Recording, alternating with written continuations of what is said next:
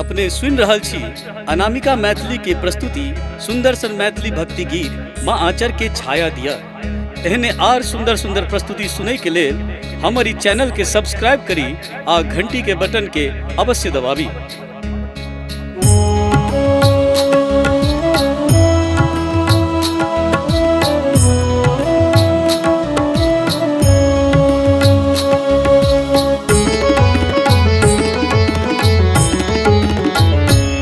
हमरो घर अब कमा चरणन के धूल दिया। हमरो घर अब कमा चरणन के धूल दिया।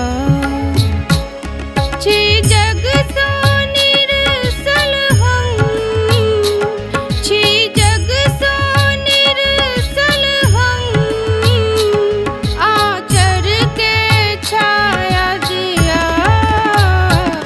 हमरो घर अब कमा चरणन के धूल दिया। हमरो घर अब कमा चरणन के धूल दिया।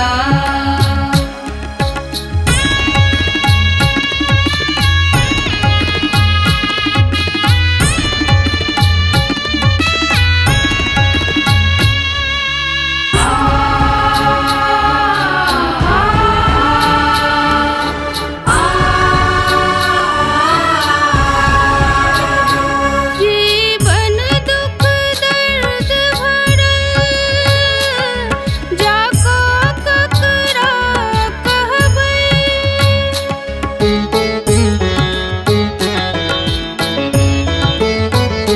जीवन दुख दर्द भरल, जाको ककरा कहबै। अपडेरल हारल छी, ई भार कोना सहबै, ई भार कोना सहबै। निज कोर उठा कमा निर्बल के सबल क दिया। हमरो घर अब कमा चरणन के धूल दिया।